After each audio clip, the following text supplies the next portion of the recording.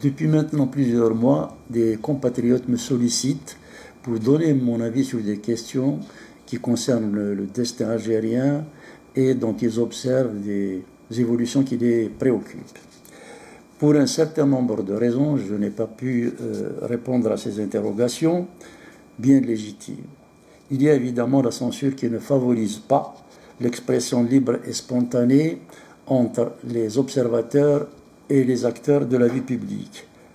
À cela s'ajoute le recul nécessaire à la bonne compréhension des décisions et des événements analysés. Enfin, la rédaction des 2 derniers tomes de mes mémoires ne m'a pas permis de me rendre disponible. Alors ces demandes peuvent être classées comme suit. 1. Quels sont les véritables tenants et aboutissants des politiques menées dans la nation? 2. De quoi relèvent l'essoufflement culturel et la stagnation économique en Kabylie? 3. Quid de la diplomatie algérienne et de ses implications à court et moyen terme sur les relations algéro-françaises et, subséquemment, quelle peut être ou doit être la place de l'Algérie dans un environnement géopolitique mondial en pleine ébullition? 4.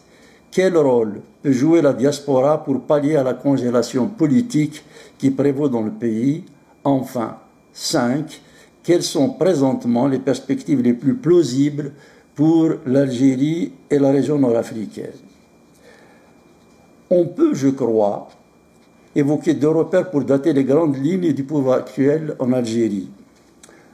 Le premier est la brutalité avec laquelle le général Ahmed Gaïd Salah a géré l'insurrection citoyenne de février 2019. Insurrection qui s'est accompagnée d'une répression systématique des porteurs de l'emblème amazigh et qui était là l'un des marqueurs de la volonté de nier toute altérité.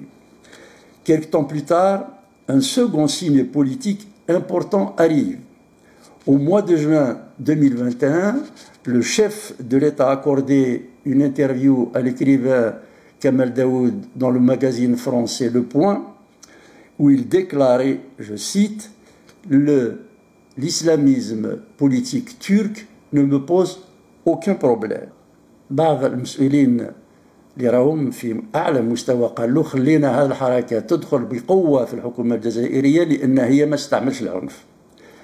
الإسلامويين اللي سبقوهم في النضال طلعوا الجبل دخلوا في حركة مسلحة باش يخطفوا السلطة. حاليا الإخوان المسلمين هم السلطة مدنية بطبيعة الحال.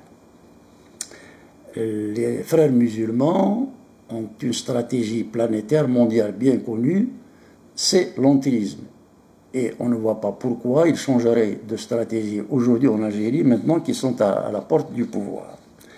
Alors, depuis cette interview, on observe une forme de mimétisme du régime turc qui ne se démentira jamais. Le slogan d'Erdogan, la nouvelle Turquie, sera littéralement repris par le pouvoir algérien qui annonce son Algérie nouvelle, et les applications sont nombreuses et rapides. On décline la façon dont Erdogan a asservi la société par une rugueuse et méthodique instrumentalisation de la religion. Le musellement des minorités est fidèlement reproduit.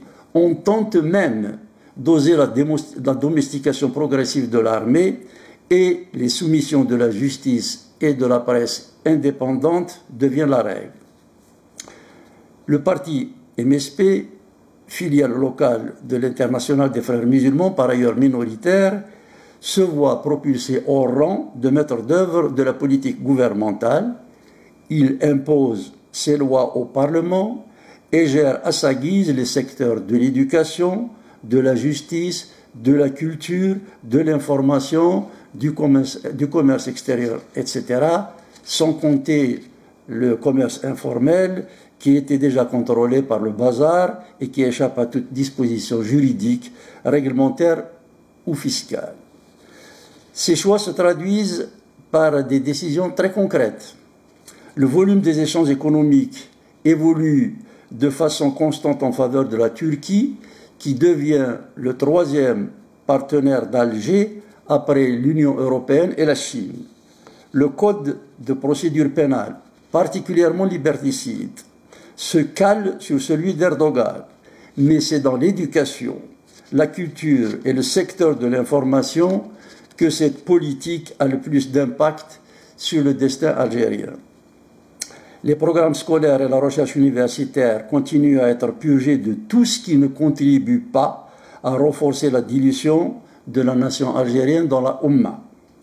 Les séries télévisées turques s'imposent aux téléspectateurs nationaux et, je dirais pourquoi, une guerre sans merci est déclarée à la langue française. Les disparitions des journaux tels Liberté ou de médias audiovisuels comme Radio M sont aggravées par une tolérance complice envers des chaînes de télévision satellitaires illégales qui se livrent à des programmations dégradantes et qui, bien souvent, heurtent frontalement les principes et valeurs qui ont inspiré la guerre de libération nationale. Et lorsque l'on soulève l'indécence de ces productions devant des officiels, on a droit à une réponse glaçante qui dévoile l'opinion que les dirigeants se font de leurs concitoyens. قال خليهم يوزعوا العنف دعايات الكذب الديماغوجية المهم المواطن يبقى راقد والمجتمع بالصفة العامة ما يفطنش. On ne le dit jamais assez, ces chaînes de télévision sont un redoutable instrument qui empêche l'éveil de la conscience citoyenne. Et aujourd'hui, l'Algérie existe par l'imitation et la fascination de l'autre. D'aucuns d'ailleurs n'ont pas hésité à écrire que le pays est de nouveau une régence turque, un parti politique démembrement de l'AKP faisant office de deuil. Alors comment peut-on analyser ce constat? On voit combien il est illusoire et périlleux de vouloir remonter le temps en mimant une autocratie ottomane dont par ailleurs nous n'avons ni le potentiel économique, ni la résilience kémaliste vieille d'un siècle. Du point de vue économique, la coopération à sens unique avec la Turquie, qui n'est pas indemne de pratiques népotiques, profite essentiellement à des secteurs commerciaux largement dominés par les opérateurs islamo-conservateurs, ce qui empêche l'émergence d'un marché transparent régi par la loi et la performance. La lecture de la guerre acharnée livrée à la langue française qui fut et demeure l'un des instruments de notre libération politique et de notre développement économique est édifiante. Sur ce sujet, les positions du chef de l'État et des frères musulmans présentent des similitudes trompeuses. Le premier francophone joue, comme du reste ses prédécesseurs, de la surenchère francophobe en tant que recours tactique récurrent quand il faut faire diversion face au vent contraire qui agite la scène algérienne. Par contre, les islamistes, eux, font de l'éradication de la langue française leur première stratégie. Pourquoi? En Algérie, l'accès ou le maintien au pouvoir est toujours déterminé par la position adoptée pendant la guerre de libération, par la tendance à laquelle appartiennent les postulants. Or, le courant islamo-conservateur qui se pose aujourd'hui en gardien de la conscience nationale ne fut pas un acteur favorable, et c'est le moins que l'on puisse en dire, à la rupture avec l'ordre colonial. Cette mouvance n'a rejoint le FLN qu'en 1956, contrainte et forcée.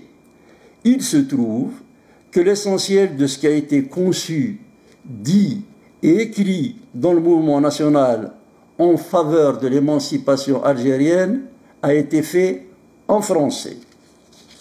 Éradiquer la langue française, c'est effacer de la mémoire collective le vrai récit national pour disposer d'une page blanche et permettre aux islamo-conservateurs d'écrire une nouvelle fable où ils s'approprieront un combat qu'ils ont ignoré quand ils ne l'ont pas condamné. N'a-t-on pas vu pendant le Hirak des banderoles revendiquant la très improbable formule « Ben d'ici à novembria, autant vouloir marier l'eau et le feu ». Ces deux visions, l'une tactique et l'autre stratégique, peuvent s'opposer occasionnellement lorsque des affidés du MSP accélèrent trop la cadence de la confiscation de l'État. C'est ce qui s'était produit avec l'affaire Belrit, lequel a déclaré que la majorité était une création franco-sioniste. Rien que ça. Le dérapage a hérité la présidence dont l'agenda est conditionné par l'exercice d'un pouvoir sous tension et qui ne souhaitait pas trop hérisser la communauté amazirophore. Cette friction a pénalisé les frères musulmans puisque l'indélicat propagandiste a été emprisonné. Mais à l'inverse, dans l'affaire Sansal, ce furent les islamistes qui ont tiré avantage de la situation. L'écrivain n'a pas été arrêté pour les propos, par ailleurs factuellement inexacts qu'il a tenus. L'Algérie officielle est construite pour une bonne part sur des contre-vérités historiques, politiques et symboliques qui sont autrement plus dommageables pour le destin de la nation. Mais en poussant à l'emprisonnement de Sansal dans un moment de grande tension entre l'Algérie et la France, les islamistes savaient qu'ils élargissaient le fossé qui séparait Paris et Alger et que, ce faisant, ils augmentaient les chances d'accélérer l'éradication de la langue française, opération dont on a vu qu'elle était pour eux un impératif stratégique. Voilà pour ce qui est de la dépendance économique, la dépossession mémorielle et le contrôle culturel et informationnel par lequel les duos présidence frères musulmans veulent aliéner l'Algérie. Alors, quelles sont les conséquences de cette conception politique? Les effets immédiats de la domination du pays par les frères musulmans sont sérieux. Et en vérité, nous sommes dans une situation bien plus grave que celle que nous avons endurée dans les années 90. Mais que l'on se comprenne bien. Il ne s'agit pas ici de minorer ou de relativiser les crimes commis par les islamistes à l'époque. J'ai présidé un parti qui a enterré 123 de ses militants, dont la plupart avaient été fauchés à la fleur de l'âge par leaders intégristes. Nous parlons ici des hypothèques politiques que fait peser aujourd'hui le péril frériste sur l'entité nationale. Les ressorts de la société civile des années 90 ont été considérablement érodés par la fatigue, la déception, la peur ou l'exil. Par ailleurs, la violence de l'islamisme armé des années 90 avait mécaniquement provoqué une résistance populaire. Et aussi sanglante qu'aient été les sectes du Fils les plus réfractaires à l'idée nationale, elles étaient malgré tout canalisées par le courant djezhariste qui inscrivait ses objectifs dans le cadre algérien. Or, on le sait, c'est précisément ce cadre que les frères musulmans veulent effacer. Cette menace vitale ne suscite ni inquiétude, ni débat chez les élites, la dilution nationale étant cette fois insidieuse et indolore. Dans cet océan d'incertitude, la Kabylie subit une stratégie de surveillance et de contention à dimension et mécanismes multiples. Je vais rester très descriptif. Mais il est important de ce qui se passe dans cette région parce que cela dit beaucoup de ce qui attend la nation. Les célébrations du 20 avril sont interdites. La suppression des cafés littéraires est l'une des premières décisions qui fut prise en violation des lois. Le milieu associatif est pollué par des structures artificielles en vue de faire prospérer les organisations religieuses. Les assemblées délibérantes multimillénaires sont infiltrées par des provocateurs, pour l'instant, sans grand effet. سرفوين في جمويا وصليبنا كي والشريكنا راه تذرين إمي أولي تنتفرون ذوين يفيدو كل إمز دغمرة دي ثقارا أكنيسي هو الزنقروف فقد يفي مانيس وحدث. Mais ce qui par contre peut attenter à la cohésion des villages vient d'un autre problème. la nomination par le pouvoir des imams, qui était une prérogative dévolue depuis toujours à des assemblées qui avaient le droit de révoquer le responsable de la mosquée s'il outrepassait la stricte mission de célébration du culte à laquelle il était assigné. Et cette intrusion remet en cause un attribut politique, culturel et symbolique majeur: la prééminence de l'Assemblée citoyenne sur l'autorité religieuse. Je voudrais rappeler ici que c'est cette tradition que nous avons fécondée pour intégrer la laïcité comme principe fondateur de la liberté de conscience lors de la création du RCD. Et sur un autre registre, celui-là particulièrement sensible pour la jeunesse, la JSK est transformée en instrument d'effacement de la spécificité locale. Le zèle mis par le pouvoir à marteler la dimension nationale de cette équipe est singulièrement outrageant. On a vu récemment un immense drapeau algérien recouvrir une tribune qui a accueilli plusieurs milliers de spectateurs. Un internaute posta: j'ai toujours pensé que je devais brandir cet emblème quand et où il le fallait. Aujourd'hui, on nous a ensevelis avec, c'est un linceul. On a enregistré un hymne du club kabyle en arabe et des escouades de policiers en civil quadrillent les gradins pour repérer les jeunes qui auront scandé un slogan ou exhibé une image non labellisée par les officiers de la police politique. Et ces derniers sont attendus à la sortie du stade où on leur retire leur papier d'identité avant d'être sommés de se rendre au commissariat. Enfin, scandale judiciaire et drame humain, le président légitime de la JSK, Cherif Mellal, qui a su mobiliser les villages et la diaspora pour ressusciter un club étouffé par une administration sportive aux ordres, est toujours en prison avec un dossier dont tous les observateurs s'accordent à dire qu'il est vide. Concrètement, la Kabylie vit ses moments les plus délicats depuis le printemps berbère d'avril 80, qui a vu le débat citoyen défier répression et déjouer les provocations. Aujourd'hui, ce débat est contraint par des outrances de radicalité locale sans consistance organique ni logique politique, lesquelles, au fond, constituent des opportunités idéales pour le pouvoir qui les encourage quand il ne les crée pas, afin d'étouffer toute expression libre. Et parmi les centaines de détenus d'opinion que compte l'Algérie, le nombre de Kabyles accusés à tort de séparatisme est largement supérieur au pourcentage qu'ils représentent dans la population générale.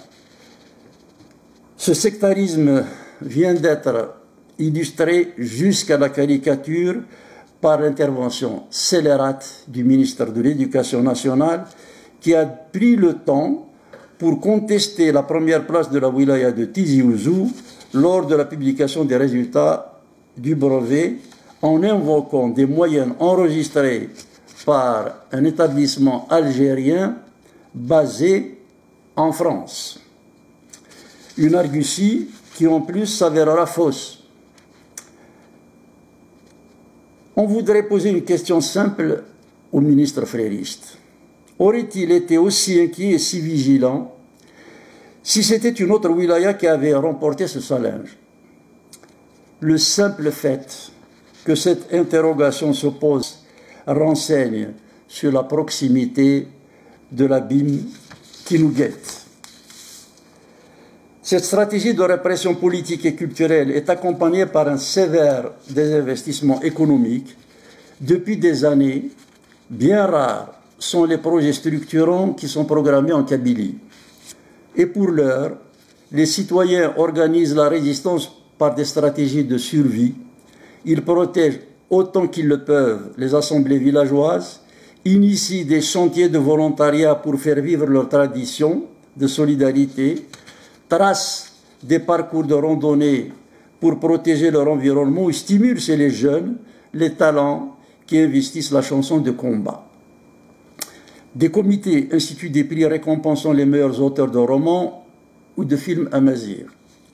Les populations kabyles structurent et gèrent des espaces autonomes de convivialité que leur interdisent les instances de médiation officielle. On le voit, une fois de plus, la chape de plomb qui s'abat sur la Kabylie souligne la régression algérienne caractérisée par la stratégie de la terreur. Alors, quid de notre diplomatie? La tendance déjà ancienne à laisser l'émotion ou des considérations conjoncturelles dicter la voie du pays au détriment de ses intérêts bien compris s'est considérablement accélérée ces dernières années. Et il y a plusieurs raisons à cette dégradation. L'indigence de la formation qui affecte tous les secteurs de l'administration n'a pas épargné les affaires étrangères. Mais, si cette insuffisance peut jouer sur la qualité des prestations fournies par les représentations consulaires, elle ne saurait être invoquée dans la définition des choix diplomatiques qui relèvent des premiers centres de décision du pays.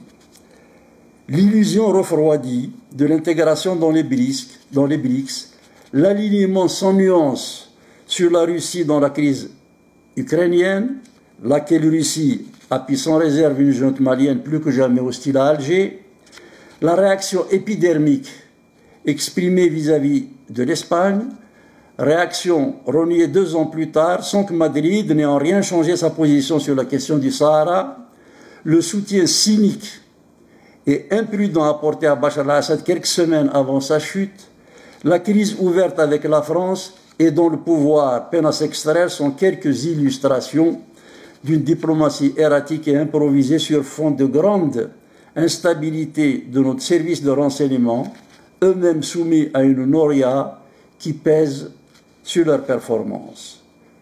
Le résultat est que l'Algérie est isolée au Sahel, illisible en Libye, en perte d'influence dans l'Union africaine et, si l'on accepte l'Italie, où l'essentiel de nos échanges est dominé par les livraisons de gaz, dans la Méditerranée occidentale, nous sommes perçus comme des acteurs peu fiables. Au Moyen-Orient, nous n'existons pas parce que nous n'offrons pas de lecture prospective à des problèmes complexes dans une zone en pleine recomposition. Là encore, on voit mal pourquoi l'Algérie s'est empressée à témoigner un appui aussi ostentatoire à Téhéran, alors qu'elle avait rompu ses relations diplomatiques avec l'Iran qui soutenait ouvertement le terrorisme islamiste pendant la décennie noire. Tout se passe comme si le but de notre diplomatie consistait d'abord à provoquer des tensions avec des voisins, quitte à devoir ensuite compenser cet assouvissement de colère par de coûteux privilèges accordés à d'autres partenaires. Il y a bien un changement de paradigme dans la tradition diplomatique algérienne. Le problème, c'est que l'on ne sait pas ce qu'il a engendré, si ce n'est le tropisme frériste qui rive l'Algérie à la Turquie et au Qatar. À quel prix et pour quels objectifs ont été commis ces alignements?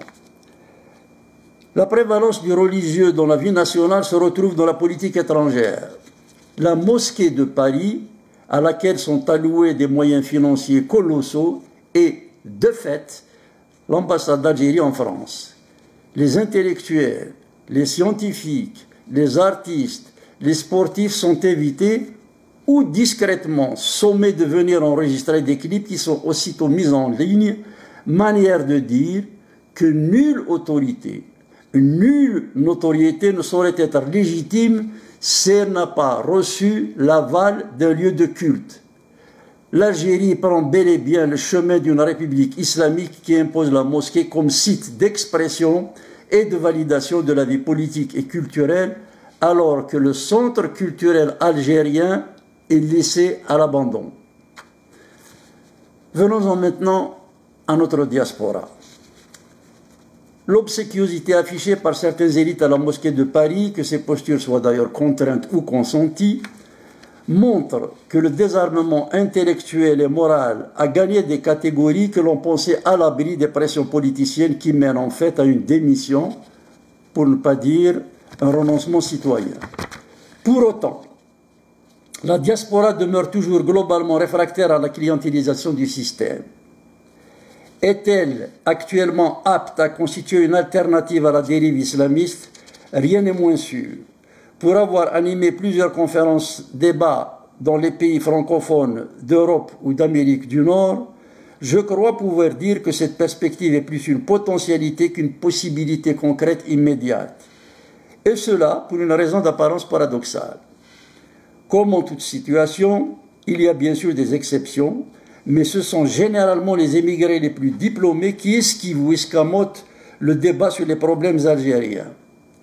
Il a été donné comme explication à cet événement le fait qu'il n'y a pas grand risque à critiquer une télévision ou un dirigeant français, américain ou britannique.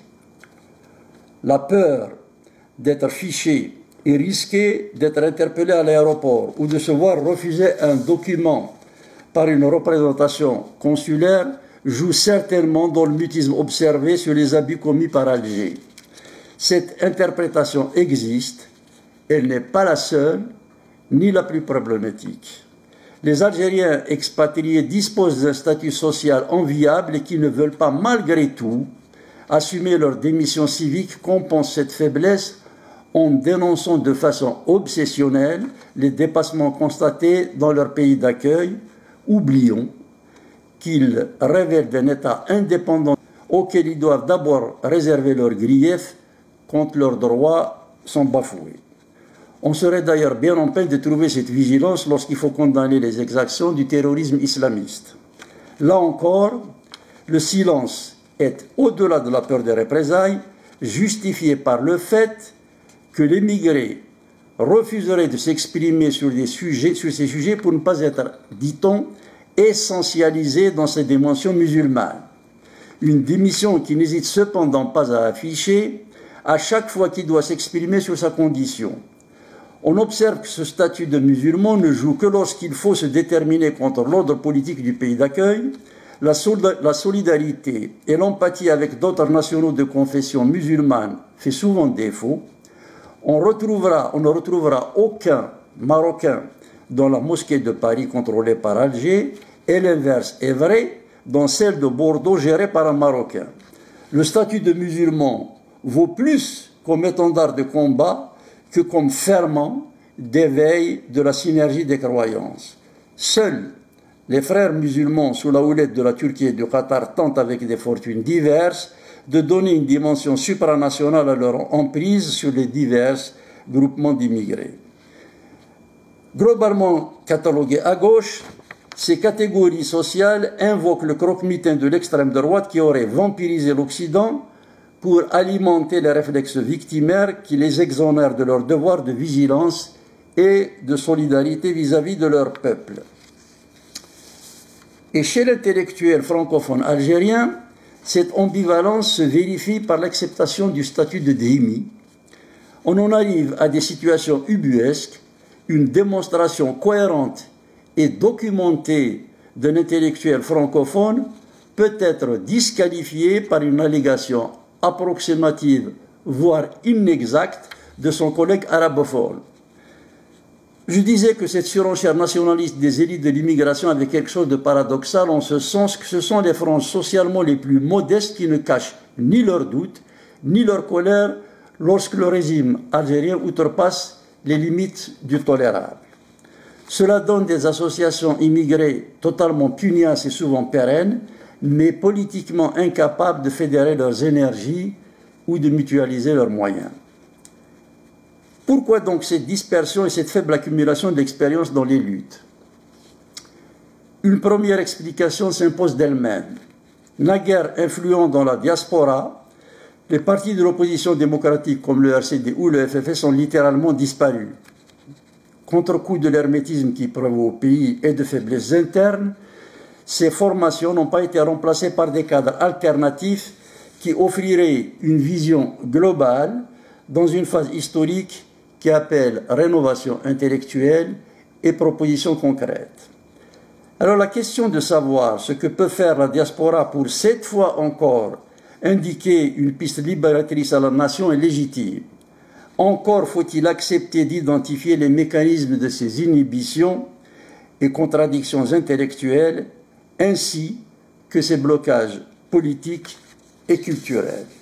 Il demeure que dans la séquence actuelle, les élites expatriées sont les seules qui peuvent lancer un débat sur la façon de redessiner une vision politique et sociétale attractive et réaliste.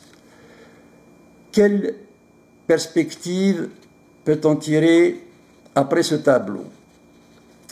Le monde va connaître l'émergence de normes de gestion économique inédites et de nouveaux agrégats de puissance constituent ici et là des pôles d'influence qui se construisent sur des repères et objectifs inattendus. Le Moyen-Orient semble avoir emprunté un fragile chemin qui lui permettrait de sortir des rhétoriques qui n'ont produit que régression et violences endémiques sur lesquelles surfent allègrement des acteurs qui ont réduit ces territoires à leur valeur de gisement d'hydrocarbures et de lieux où les peuples sont condamnés à l'asservissement perpétuel. Nous le savons tous, les Palestiniens sont les premières victimes de l'arbitraire israélien, mais aussi des féodalités arabes. De façon plus générale, le monde musulman est dos au mur.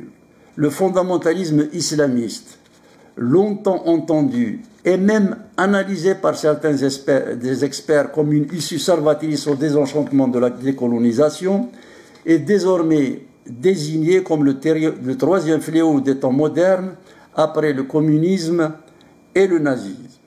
D'un autre côté, des mouvements d'opinion qui s'exprimaient dans la confidentialité gagnent maintenant des centres de décision de pays jusque-là donnés comme les sources des conservatismes les plus archaïques. Dans ces espaces longtemps fossilisés, la religion refuse, amorce son déclin et envoie naître d'autres formes de spiritualité comme la recherche de repères plus respectueux de l'humanité et des êtres, la récupération des mémoires effectives qui ont façonné les peuples et la valorisation des terres qui les ont accueillis. Une culture de proximité qui reconnecte le politique avec un réel trop souvent occulté par la mystique sacrificielle commence à voir le jour. Alors, qui sommes-nous et que faisons-nous dans ce magma en ébullition? Pas grand-chose en vérité. Le repli sur un nationalisme frileux et régressif est un peu vain au moment où l'époque appelle anticipation, audace et innovation. Notre avenir n'est pas dans les surenchères sur le colonialisme, car le problème de l'Algérie n'est plus un problème de colonisation. Notre sécurité bien comprise n'est pas dans l'entretien de frictions régionales qui risquent de dégénérer dans des conflits qui ruineraient notre propre environnement au moment où intelligence et ressources doivent être concentrées sur des événements géopolitiques qui redéfiniront gouvernance, marché, culture et probablement civilisation. Je ne sous-estime pas le poids des passions mortifères, des tabous ankylosants et des propagandes toxiques qui peuvent contrarier la construction d'une Afrique du Nord démocratique. Il n'y a pourtant pas d'autre chemin que celui qui porte ce destin si on veut exister libre et aspirer à une prospérité assurant paix et progrès dans le monde qui s'annonce.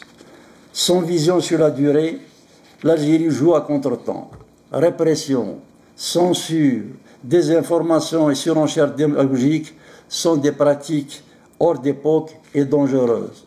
Dangereuses pour la patrie, mais aussi pour le régime, armé comprise.